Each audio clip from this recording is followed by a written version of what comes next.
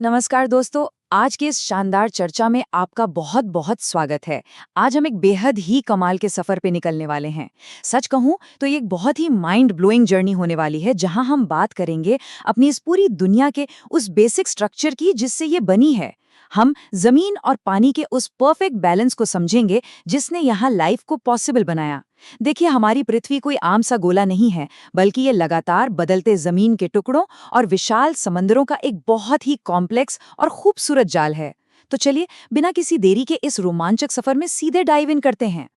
ठीक है, चलिए इस जबरदस्त फैक्ट से शुरू करते हैं। क्या आप जानते हैं कि हमारी पृथ्वी की सतह का लगभग 71% हिस्सा पानी से ढका है? जी हाँ, और सिर्फ 29% हिस्से पर ही जमीन है। जब अंतरिक्ष यात्रियों ने पहली बार स्पेस से हमारी दुनिया को मुड़कर देखा था ना, तो उन्हें ये एक नीले रंग की चमकती हुई गेंद जैसी लगी थी।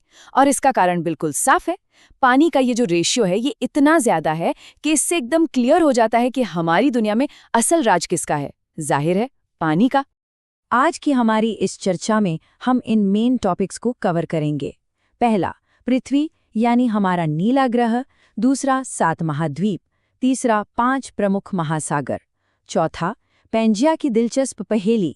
और आखिर में हम बात करेंगे भारत के प्रायद्वीपीय भूगोल की। तो चलिए शुरू करते हैं भाग 1 से, पृथ्वी, नीला ग्रह।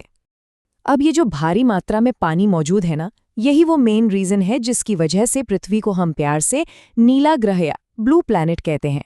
ये सारा का सारा पानी मेनली हमारे बड़े बड़े महासागरों में भरा हुआ है, और जो ठोस जमीन पानी के ऊपर निकल आई है, बस उसे ही हम महाद्वीप कहते हैं। मतलब पृथ्वी का ये नीला रंग सिर्फ दूर से देखने में अच्छा नहीं लगता, बल्कि ये इस बात की गारंटी है कि यहाँ लाइफ के पनपने के लिए पानी कितनी भारी मात्रा में अवेलेबल है। आगे बढ़ते हैं भाग 2 की तरफ, 7 महाद्वीप। चलिए देखते हैं कि ये कैसे काम करता है।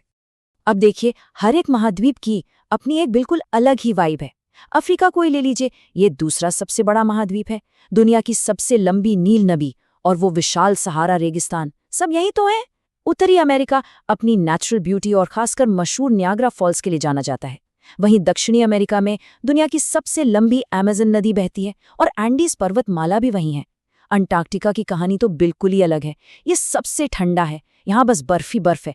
यहाँ कोई देश नहीं है, बल्कि साइंटिस्ट के लिए ये रिसर्च करने की एक सेफ जगह है। और यूरोप भले ही साइज में थोड़ा छोटा है, लेकिन फ्रांस और जर्मनी जैसे देशों के साथ ये दुनिया के सबसे डेवलप्ड रीजन्स में से एक है।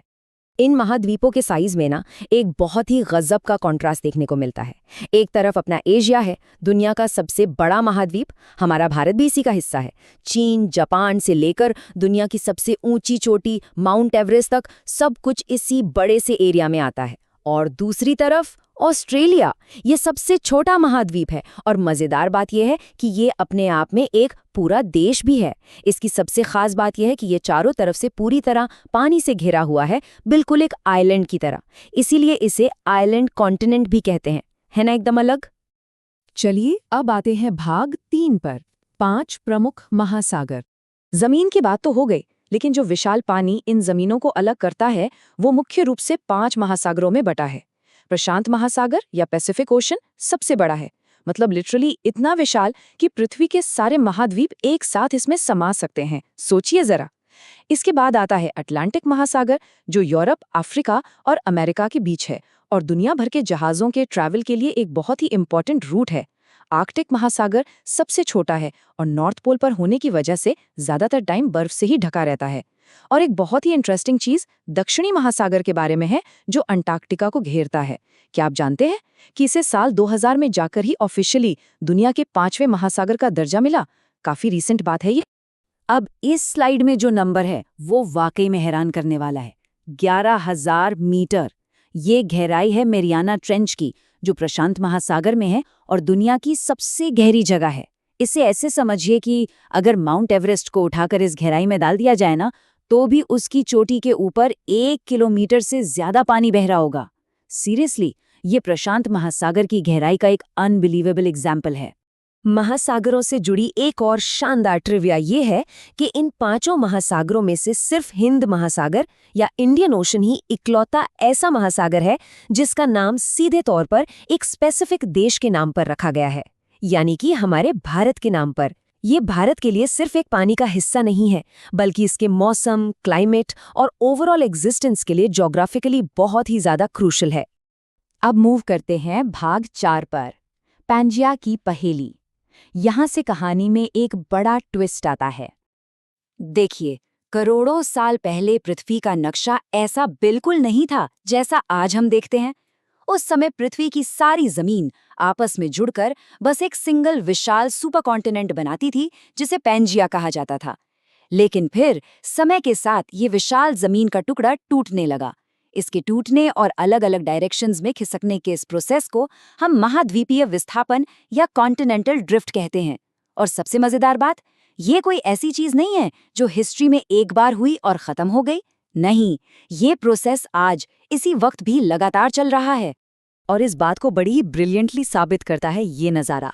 अगर आप अफ्रीका के वेस्ट कोस्ट और दक्षिणी अमेरिका के ईस्ट कोस्ट को ध्यान से देखेंगे तो वो एक दूसरे में बिल्कुल ऐसे फिट हो जाते हैं जैसे किसी विशाल जिगसॉ पजल के 2 पीस हों। लिटरली यही वो सबसे बड़ा सबूत था जिसने साइंटिस्ट्स के दिमाग की बत्ती जलाई कि भाई किसी जमाने में पक्का ये दोनों जमीन के टुकड़े एक ही रहे होंगे। इस टाइमलाइन को देखिए, ये जर्नी करोड़ों साल पुरानी है। शुरुआत होती है पैंजिया से, फिर धीरे धीरे जमीन के हिस्से टूटते हैं, दूर खिसकते हैं और फाइनली उन 7 मॉडर्न महाद्वीपों का रूप लेते हैं जिन्हें हम आज मैप्स पर देखते हैं।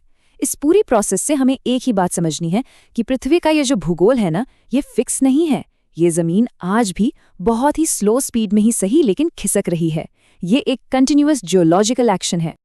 अब आते हैं हमारे आखिरी सेक्शन, भाग 5 पर, भारत का प्रायद्वीपीय भूगोल। ग्लोबल हिस्ट्री के बाद अब थोड़ा जूम इन करते हैं एक स्पेसिफिक टर्म पर। भूगोल की दुनिया में अगर जमीन का कोई भी हिस्सा एग्जैक्टली 3 तरफ से पानी से घिरा हो तो उसे प्रायद्वीप या पेनिनसुला कहते हैं। देखिए, डिफरेंस समझना जरूरी है।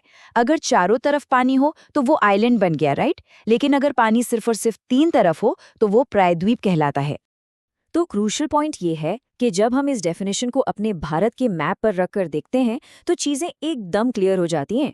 भारत के पश्चिम में है अरब सागर, पूर्व में है बंगाल की खाड़ी और दक्षिण में विशाल हिंद महासागर लहरें मार रहा है। ठीक 3 तरफ से पानी से घिरे होने की वजह से ही भारत को एक प्रायद्वीप कहा जाता है। ये पानी की बाउंड्रीज न सिर्फ हमारे देश को एक यूनिक शेप देती हैं, बल्कि हमारे मौसम, व्यापार और इकोनॉमी के लिए भी ये एक असली गेम चेंजर है।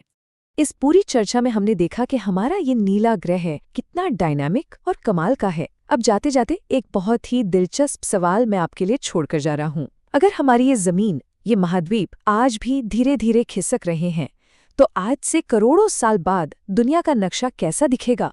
क्या सारे महाद्वीप फिर से आपस में टकराकर एक नया पैंजिया बना लेंगे? सोचेगा जरूर। ज्ञान की इस रोमांचक यात्रा में मेरे साथ बने रहने के लिए आपका बहुत बहुत शुक्रिया।